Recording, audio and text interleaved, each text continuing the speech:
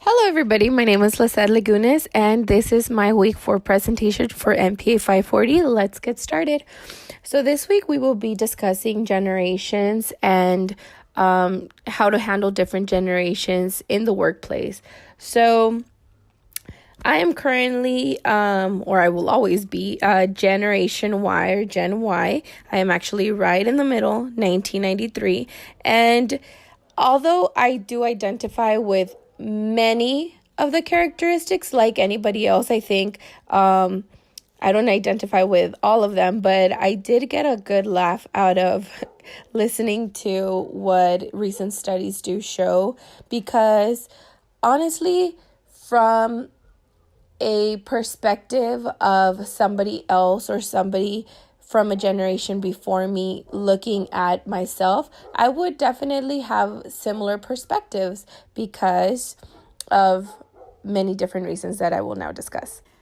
I am definitely very confident in my skills. I am a first generation college student. My parents are immigrants, and that made me a lot tougher, I like to believe. Early on, I had many struggles like language barriers and having to constantly be a translator for my parents and aiding them to transition and assimilate a new culture. And that made me a very social person. Of course, now I understand that that might also be generational, but I definitely enjoy understanding and also working with individuals with various backgrounds. I feel that diversity helps me better myself as a person. I do not mind taking work home now because I am only 25. I do not have children of my own to tend to, and I am very passionate about everything that I do, that to the point that I do not mind taking extra time and making sure that in my spare time I am working on those projects. And now I have actually given up my social life to pursue higher education, although my family and friends can attest to me constantly saying that as soon as I am done in December, I will be able to do so much more. And I do constantly complain about not having a social life, which I now also understand that is generational. I see a lot of my friends going out and doing different activities, and I have always said that I feel like I work so much and I deserve so much more. But I also have always acknowledged that my parents and grandparents worked far more than I ever will, and that the workload was incredibly different as well. So there is truth to what others have to say about my generation, but I think that there is reasoning behind it as well. And my parents and grandparents worked very differently for me to work a little less. And the narcissistic part, I think, is the part that I completely thought was hilarious, but very true at the same time. I think that we all like to believe that we are not self-centered and that we do not acknowledge ourselves a little bit more. And although I am the oldest of two, I always want to lead by example. I want to make sure that my little brother sees that I do my very best just to show him what he's capable of. But in that, I also always throw in there like things that I do so that he can be motivated. But it doesn't always come off that way. Sometimes it comes off as I'm bragging or showing off about my accomplishments. And now that makes me realize, going through this, it makes me realize that it can come off very narcissistic to others, to other people that don't understand. In my home life, for example, my mom was always used to saying like, hey, how was your day? What did you do today? And acknowledging everything that I did. So the helicopter parent thing was also very funny to me, because it is true.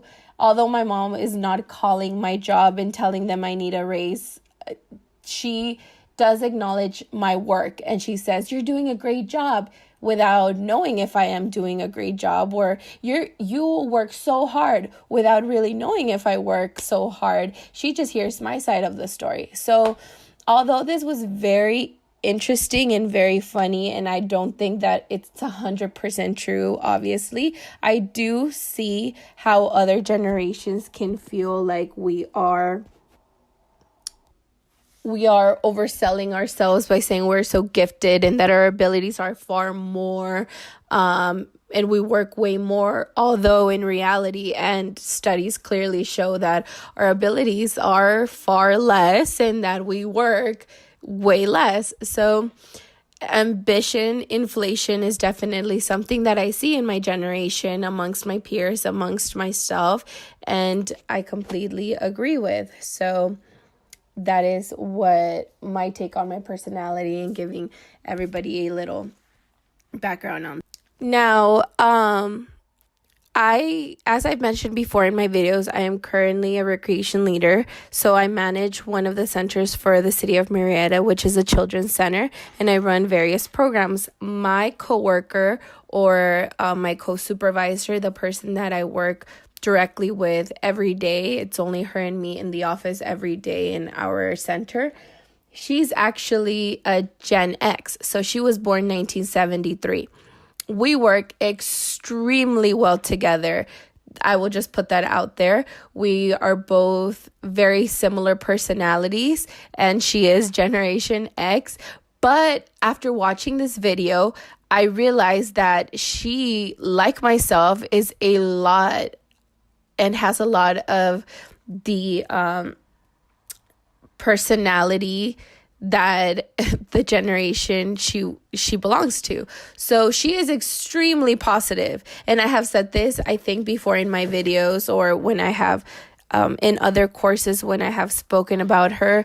Every morning she is very, very positive, and I tell her all the time that I will drag my feet in and say, like, oh my God, it's Monday morning, but she completely makes my day. Good morning, Lisette, with a big old smile. But she is very impatient. Obviously, technology is a little bit new to her, so we do use a lot of online systems. We put in purchase order forms and everything that we do. And sometimes when she doesn't understand something and I'm trying to show her how to do it, she just becomes very impatient and will say, like, why don't you just do it? Or you take care of it. I don't have time for this. I have other things to take care of. So she's very impatient. She is a faster learner, but she just wants to get it out of the way as quickly as possible. She is definitely goal-oriented. I always make fun of her because she has a 5-year plan, and she says, this is where I want to be in 5 years. And if this is not where I want to be, if this is not where I am in 5 years, then I need to start readjusting my goals, or making sure that I'm doing everything possible to meet my goals. And I'm like, why don't you just take things a little slower? And she just looks at me like, you don't get it. So definitely very goal oriented, and she does a million things at the same time. I think that I'm one of those people that tries to finish a project and then work on the other, or just very organized, and she will work on 5-6 things at the same time, and she's completely okay with that. She is thriving currently at our job because where we work, it's a very informal work environment. We wear jeans every day, but she does complain every single day about it. She used to be a business consultant, so she would always wear very business casual wear. So she complains constantly about our attire, and I'm like, why are you complaining? We get to wear jeans and t-shirts every day unless we have a meeting. And she just also looks at me like, you just don't get it. She never wants to take work home. She also blocks off her weekends. When we have big events, she complains for days about having to cut into her family time. And that is why I mentioned that I don't mind taking work home. I think because I don't have a family, and I got that from her because she always tells me, when you have a family, it will be a little different, and you will understand where I'm coming from. So I definitely think that her characteristics definitely describe her, or her generation describes her characteristics perfectly as well, just like mine. Managing styles, I think I'm going to take a page from my supervisor's books. Yvette is 45, she's 46 years old. I am 25 years old. She is managing us exactly the same. She has said a very neutral work environment. We both have very flexible schedules. We both have rigorous timelines, but we are both very dependable. And she made sure that when she put us in a center together, we were able to work together. And I remember at the beginning, she would constantly say, how is it working? How between you two, do you guys like being here? And we would always just say like, yeah, we love it. And she would pull us to the side, not at the moment, but later on, she's like, hey, how's it going? Are you actually liking being over there? And I would say, yeah, I love it. I think it's great. Our environment is great. We work well together. And parents and other people that have taken up on our programs or worked with us in events always mention how well we work together. So I think that when you are a manager, you need to understand that as long as there is a comfortable work environment, a safe work environment, and so, like I mentioned, our salaries, our working conditions, the company policies, and the recognition that we get and the amount of responsibility have a huge part in the people that we are at work, and how, although we handle work is very differently, because we are so happy where we are and we have that external motivation from management, we are able to work very well.